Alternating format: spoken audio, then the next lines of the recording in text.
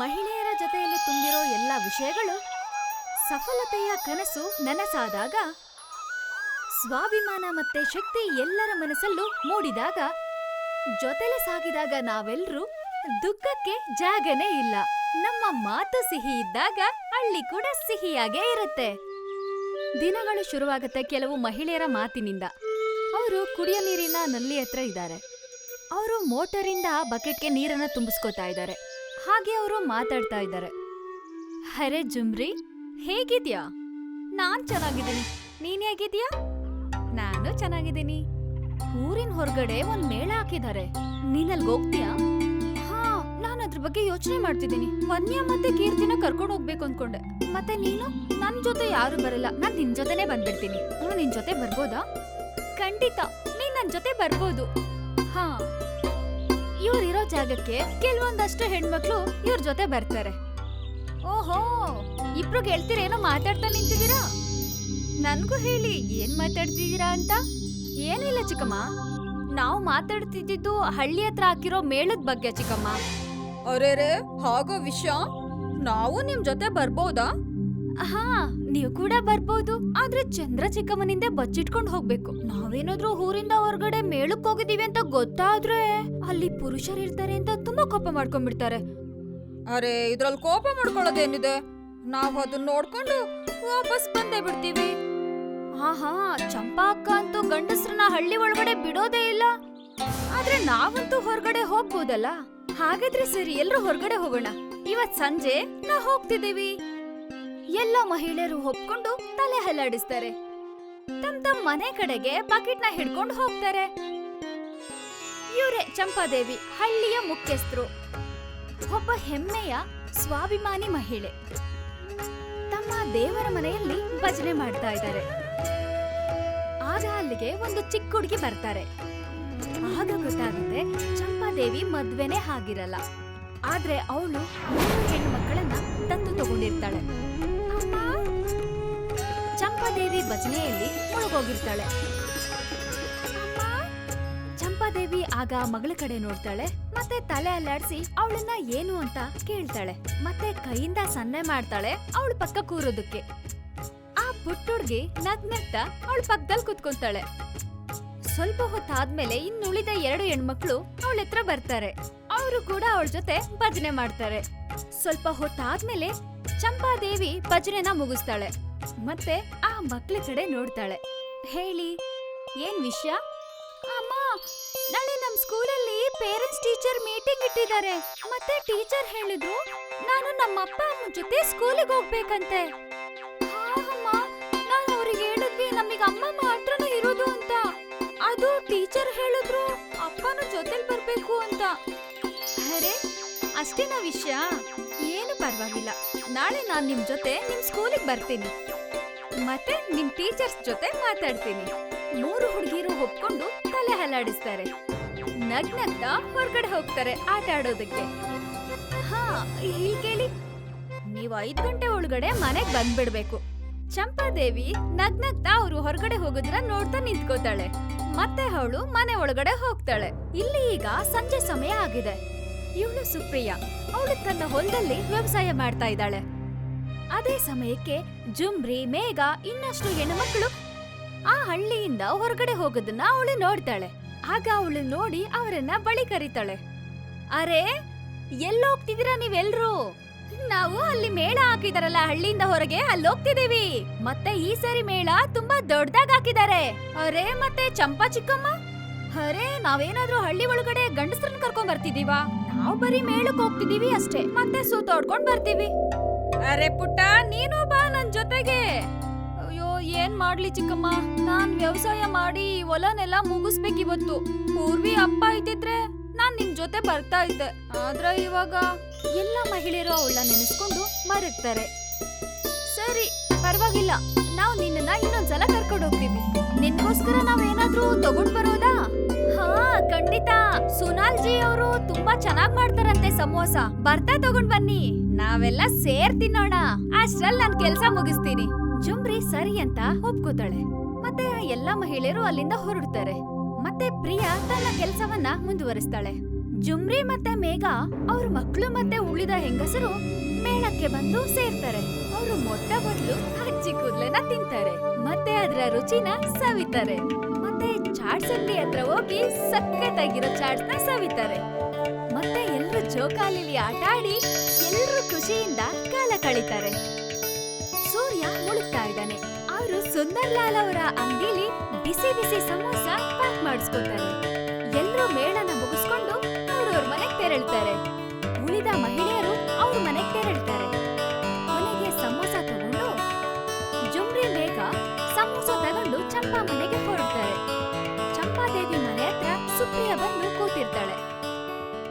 ಜುಮ್ರಿ ಮತ್ತೆ ಮೇಘ ಸಮೋಸ ತಗೊಂಡು ಅವ್ರ ಮನೆ ಬಳಿ ಬರ್ತಾರೆ. ಅವರು ಚಂಪಾದೇವಿ ಮತ್ತೆ ಸುಪ್ರಿಯಗೆ ಮೊದಲ ಸಮೋಸ ತಿನ್ನಿಸ್ತಾರೆ. ಮತ್ತೆ ಅವ್ರು ಕೂಡ ಸಮೋಸ ತಿಂತಾರೆ. ವಾವ್, ಇದಂತೂ ತುಂಬಾ ರುಚಿಕರವಾಗಿದೆ. ಹೌದು, ಇದು ನನಗಂತೂ ಎಲ್ಲೋ ತಿಂದಿರೋ ತರ ಇದೆ. ಜುಮ್ರಿ ಮತ್ತೆ ಮೇಘ ಒಬ್ರನ್ನೊಬ್ರು ನೋಡ್ಕೊಂಡು ನಗ್ತಾರೆ. ಅವ್ರ ನಗುಲಿ ಏನೋ ಒಂದು ರಹಸ್ಯ ಮೂಡಿರುತ್ತೆ. ಅವ್ರ ನೋಡಿ ಸುಪ್ರಿಯ ಕೂಡ ನಗ್ತಾ ಇರ್ತಾಳೆ. ಅರೆ, ನೀವು ಹುಡುಗಿರ ಯಾಕೆ ಇಷ್ಟೊಂದು ನಗ್ತಾ ಇದ್ದೀರಾ? ನನ್ಗೂ ಹೇಳಿ, ಏನ್ ವಿಷಯ ಅಂತ. ಅರೆ ಚಿಕ್ಕಮ್ಮ, ಹಳ್ಳಿಯಿಂದ ಹೊರಗಡೆ ಒಂದು ಮೇಳಕ್ಕೆ ಹೋಗಿದ್ವಿ. ಸುಂದರ್ಲಾಲ್ ಅವ್ರು ಮಾಡಿರೋ ಸಮೋಸ ಇದು. ಹಾ ಚಿಕ್ಕಮ್ಮ, ನಿಮಗ್ ನೆನ್ಪಿದ್ಯಾ? ಮುಂಚೆ ಸುಂದರ್ಲಾಲ್ ಅವ್ರದ್ದು ನಮ್ಮೂರಲ್ಲಿ ಅಂಗಡಿ ಇತ್ತು. ಆಗ ನಾವು ಅವ್ರ ಸಮೋಸ ರುಚಿಗೆ ಹುಚ್ಚಾಗಿದ್ವಿ. ಈಗ ನಾವು ಇದೇ ಯೋಚನೆಗೆ ಈ ಹಳ್ಳಿಯಿಂದ ಪುರುಷನ ಹೊರಗಡೆ ಹಾಕಿದ್ದು. ತುಂಬಾ ವರ್ಷದಿಂದ ಈ ಹಳ್ಳಿನ ಹೆಂಗಸರೇ ನಡೆಸ್ತಾ ಇರೋದು. ಈ ನಿಮ್ಮ ಸಣ್ಣ ಸಣ್ಣ ಆಸೆಗಳಿಂದಾನೇ ಸ್ವಾಭಿಮಾನನ ಕಳ್ಕೊತಾ ಇದ್ದೀರಾ. ಇದು ಸರಿನಾ? ಆದ್ರೆ ಚಿಕ್ಕಮ್ಮ, ನೀನ್ ಸುಮ್ನಿರು ಸುಪ್ರಿಯಾ. ನಾನ್ ಇದನ್ನ ಇಷ್ಟಪಡಲ್ಲ. ನೀವೇನಾದ್ರೂ ತಿನ್ಬೇಕು ಅಂದ್ರೆ, ನಿಮಗ್ ಚೆನ್ನಾಗಿರೋದೇನಾದ್ರೂ ಬೇಕು ಅಂದ್ರೆ ಈ ಹಳ್ಳಿಲಿರೋ ಅಂಗಡಿಲ್ ಮಾತ್ರ ತಿನ್ನಿ. ಅದ್ರಿಂದ ನಮ್ಮ ಹಳ್ಳಿ ಬೆಳೆಯುತ್ತೆ, ಮತ್ತೆ ನಮ್ಮ ಹಳ್ಳಿ ವಿಕಾಸಗೊಳ್ಳುತ್ತೆ. 3 ಜನ ಒಪ್ಕೊಂಡು ತಲೆ ಅಲ್ಲಾಡಿಸ್ತಾರೆ. ಆಗ ಜುಮ್ರಿ ಹೇಳ್ತಾಳೆ, ನಮ್ಗ್ ಅರ್ಥ ಆಯ್ತು ಚಿಕ್ಕಮ್ಮ. ಮುಂದೆ ನಾವ್ ಇದ್ರ ಬಗ್ಗೆ ಗಮನ ಹರಿಸ್ತೀವಿ. ನನ್ಗಿದ್ರ ಬಗ್ಗೆ ತುಂಬಾ ಹೆಮ್ಮೆ ಇದೆ ಮಕ್ಳೇ. ನಾನ್ ನಿಮ್ಗೆ ಕೇಳ್ಕೊತೀನಿ, ಈ ಹಳ್ಳಿಯ ತೀರ್ಮಾನ ನೀವ್ ಮುಂದೆ ಇದೇ ರೀತಿ ಸಂಭಾಳಿಸ್ತೀರಾ ಅಂತ. ನಾನ್ ಇವತ್ತಿನವರೆಗೂ ಕಾಪಾಡ್ಕೊಂಡ್ ಬಂದಿರೋದೇ ಹೀಗೆ. ಆಯ್ತು ಚಿಕ್ಕಮ್ಮ. ಇವತ್ತಿನ ವಿಶೇಷ ಏನು ಚಿಕ್ಕಮ್ಮ? ಇವತ್ತಿನ ವಿಶೇಷ ಏನು ಅಂದ್ರೆ, ನಾಳೆ ಪ್ಯಾರೆಂಟ್ಸ್ ಟೀಚರ್ ಮೀಟಿಂಗ್ ಇದೆ.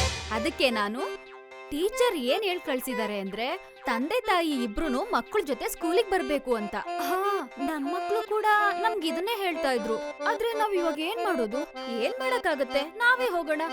ನಾವು ನಮ್ ಮಕ್ಳಿಗೋಸ್ಕರ ತಂದೆ ಪಾತ್ರನ ನಾವೇ ನಿಭಾಯಿಸ್ತಿದೀವಿ ಅಂತ ಹೇಳೋಣ. ಸರಿಯಾಗಿ ಹೇಳಿದ್ರಿ ಚಿಕ್ಕಮ್ಮ. ಇದು ನಮ್ ಹಳ್ಳಿಯ ಗೌರವ. ನಾವು ನೀವ್ ಹೇಳ್ದಾಗೆ ಕೇಳ್ತೀವಿ. ಎಲ್ರು ಒಪ್ಕೊಂಡು ತಲೆ ಅಲ್ಲಾಡಿಸ್ತಾರೆ. ರಾತ್ರಿ ಹೊತ್ತಲ್ಲಿ ಚಂದ್ರ ಕಾಣಿಸ್ತಾ ಇರ್ತಾನೆ. ಮತ್ತೆ ಆ ಹಳ್ಳಿ ಶಾಂತ ರೀತಿಯಿಂದ ತುಂಬಾ ಸುಂದರವಾಗಿ ಕಾಣಿಸ್ತಾ ಇರುತ್ತೆ. ಮರುದಿನ ಜುಮ್ರಿ ರೆಡಿ ಆಗ್ತಿದ್ದಾಳೆ. ಮತ್ತೆ ಅವ್ರಿಬ್ರು ಮಕ್ಳು ಕೀರ್ತಿ ಮತ್ತೆ ವಾನ್ಯ ರೆಡಿ ಇದ್ದಾರೆ. ಬ್ಯಾಗ್ ಸಮೇತ ರೆಡಿ ಇದ್ದಾರೆ. ಆಗ ಅವ್ರ ಮಗಳು ಸಮಯ ನೋಡಿದಾಗ 12 ಗಂಟೆ ಆಗಿರುತ್ತೆ. ಅಮ್ಮ, ಬೇಗ ನಡಿ, ಸ್ಕೂಲಿಗೆ ಟೈಮ್ ಆಯ್ತು. ನಾನು ಕೂಡ ರೆಡಿ ಇದ್ದೀನಿ. ಆದ್ರೆ ಅಮ್ಮ, ಟೀಚರ್ ಹೇಳಿದ್ರು ಅಪ್ಪ ಅಮ್ಮ ಜೊತೆ ಬರ್ಬೇಕು ಅಂತ. ಏನು ಪರವಾಗಿಲ್ಲ, ನಮ್ ಜೊತೆ ಚಂಪಾ ಚಿಕ್ಕಮ್ಮ ಬರ್ತಿದ್ದಾರೆ. ಅವರೇ ಎಲ್ರ ಜೊತೆ ಮಾತಾಡ್ತಾರೆ. ನಿಜಾನಾ? ಜುಮ್ರಿ ತಲೆ ಅಲ್ಲಾಡಿಸ್ತಾಳೆ.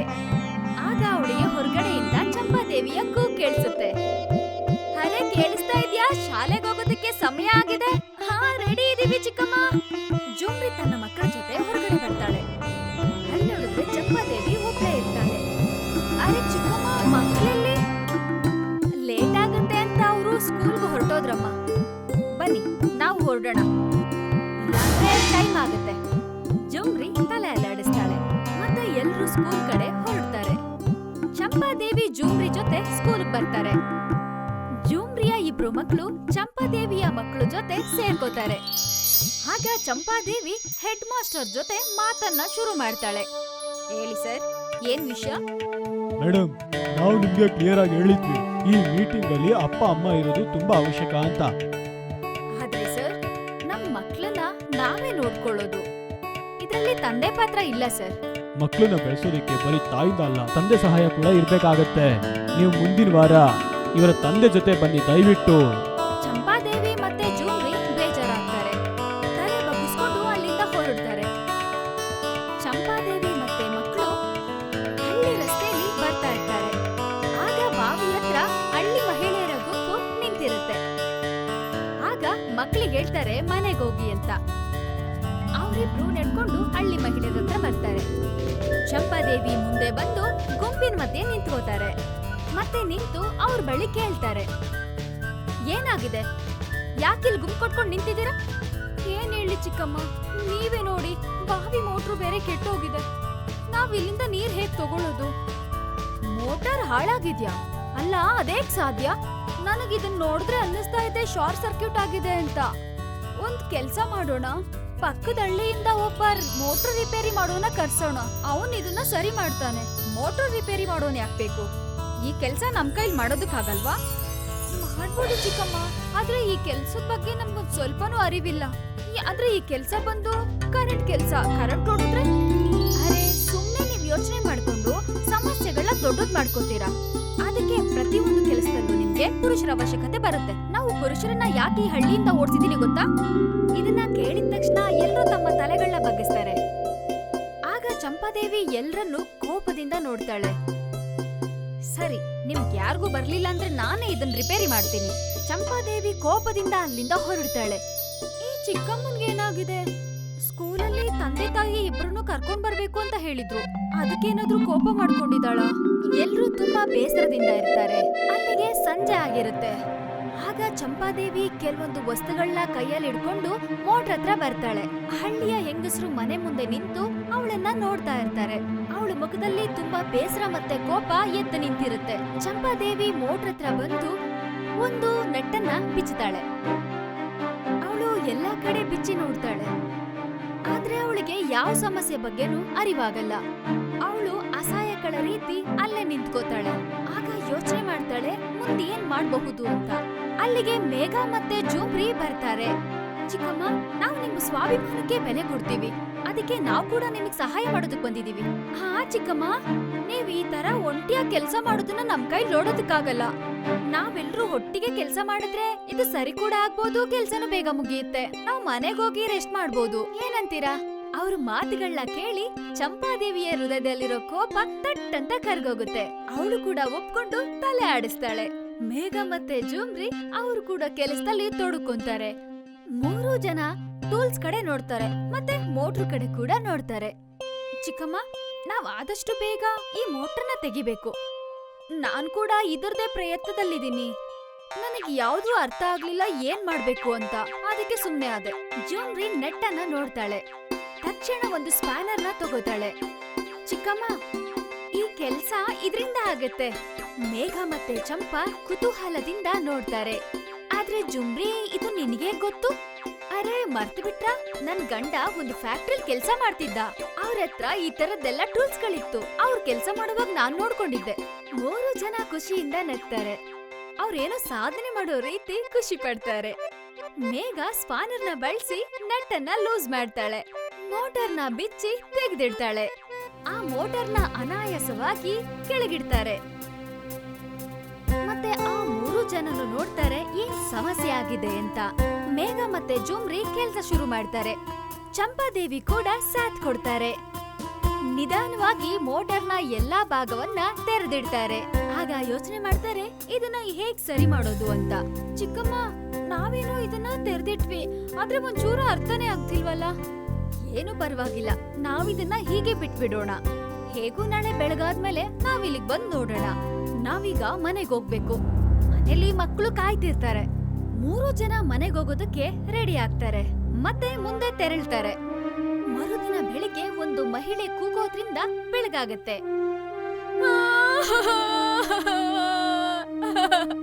ಅಯ್ಯೋ, ನಾನು ಎಲ್ಲವನ್ನು ಕಳ್ಕೊಂಡೆ. ಆ ಹುಡುಗಿ ಒಂದು ಮೋಟಾರ್ನ ಪಕ್ಕ ಬಿದ್ದಿರ್ತಾಳೆ. ಹೊತ್ತೆ ಇರೋ ಜಾಗದಲ್ಲಿ ಕರೆಂಟ್ ಪಾಸ್ ಆಗಿ ಅವಳು ಬಿದ್ದಿರ್ತಾಳೆ. ಅಲ್ಲಿಗೆ ಹಳ್ಳಿ ಜನ ಎಲ್ಲ ಬಂದು ಸೇರ್ಕೋತಾರೆ. ಜೊತೆಗೆ ಚಂಪಾದೇವಿ, ಜೂಮ್ರಿ, ಮೇಘ ಎಲ್ರು ಬಂದ್ ಸೇರ್ಕೋತಾರೆ. ನೀವೇನು ಚಿಂತೆ ಮಾಡ್ಕೋಬಿಡಿ ಚಿಕ್ಕಮ್ಮ, ನಾನು ಆಂಬ್ಯುಲೆನ್ಸ್ ಫೋನ್ ಮಾಡಿದೀನಿ. ಇನ್ನೇನ್ ಸ್ವಲ್ಪ ಹೊತ್ತಿಗೆ ಬಂದ್ಬಿಡುತ್ತೆ. ಅಷ್ಟರಲ್ಲೇ ಆಂಬ್ಯುಲೆನ್ಸ್ ಬಂದ್ಬಿಡುತ್ತೆ. ವಾರ್ಡ್ ಬಾಯ್ಸ್ ಕೂಡ ಹೊರಗಡೆ ಬರ್ತಾರೆ. ಒಂದು ಸ್ಟ್ರೆಚರ್ ನಲ್ಲಿ ಹುಡುಗಿನ ಮಲಗಿಸ್ಕೊಂಡು ಅವ್ರ ಆಂಬ್ಯುಲೆನ್ಸ್ ಇಂದ ಆಸ್ಪತ್ರೆಗೆ ತೆರಳ್ತಾರೆ. ಹಳ್ಳಿ ಜನ ಅಲ್ಲೇ ನಿಂತು ನೋಡ್ತಾ ಇರ್ತಾರೆ. ಅಲ್ಲಾಗಿರೋದನ್ನ ನೋಡಿ ಜನರೆಲ್ಲ ಗಾಬರಿಗೊಂಡಿರ್ತಾರೆ. ನಿಧಾನವಾಗಿ ಎಲ್ರ ಗಮನ ಚಂಪಾದೇವಿ ಮೇಲಿರುತ್ತೆ. ಆ ಮಹಿಳೆ ಹಳ್ಳಿಯ ಎಲ್ಲಾ ಗಂಡಸರನ್ನು ಹೊರಗಡೆ ಓಡಿಸಿರ್ತಾರೆ. ಚಂಪಾದೇವಿಗೆ ತನ್ನ ತಂದೆಯ ಭಯ, ಅತ್ಯಾಚಾರದಿಂದ ತನ್ನ ಜೀವನದಲ್ಲಿ ನೋವು ತಿಂದಿರ್ತಾಳೆ. ಅವಳು ಗಮನಿಸಿದ್ಲು, ಚಿಕ್ಕ ಚಿಕ್ಕ ವಿಷಯಕ್ಕೂ ಅವರ ತಂದೆ ತಾಯಿನ ಹೊಡಿತಾ ಇರ್ತಾನೆ. ಚಿಕ್ಕಮ್ಮ, ಇದೆಲ್ಲ ನಮ್ಮಿಂದಲೇ ಆಗಿರೋದು. ರಾತ್ರಿ ಈ ಮೋಟರ್ನ ನಾವು ಬಿಚ್ಚಿಟ್ಟಿದ್ರಿಂದಾನೆ. ಹಾ ಹೌದು ಚಿಕ್ಕಮ್ಮ, ನಮ್ಗಿದ್ರ ಬಗ್ಗೆ ಗೊತ್ತಿರ್ಲಿಲ್ಲ. ತಪ್ಪು ನಿಮ್ದಲ್ಲ, ನಂದು. ನಾನು ನನ್ನ ಜೀವನದಲ್ಲಿ ನಡೆದಿರೋ ಘಟನೆಗಳನ್ನೆಲ್ಲ ನೆನೆಸ್ಕೊಂಡು ಭಾವುಗಳಾಗಿದ್ದೆ. ಬೇರೆಯವ್ರಿಗೆ ತೊಂದರೆ ಆಗ್ಲಿ ಅಂತ ನಾನ್ ಯಾವತ್ ಕೂಡ ಯೋಚನೆ ಮಾಡಿರ್ಲಿಲ್ಲ. ನಾನ್ ಅಂದ್ಕೊಂಡೆ ಎಲ್ಲಾ ಗಂಡಸರು ಒಂದೇ ತರ ಅಂತ. ಆದ್ರೆ ಇವತ್ತಿನ ಕೆಲ್ಸಕ್ಕೆ ಪುರುಷರೇ ಬಂದಿದ್ದು. ಈಗೂ ಏನು ಸಮಯ ಮೀರಿಲ್ಲ ಚಿಕ್ಕಮ್ಮ.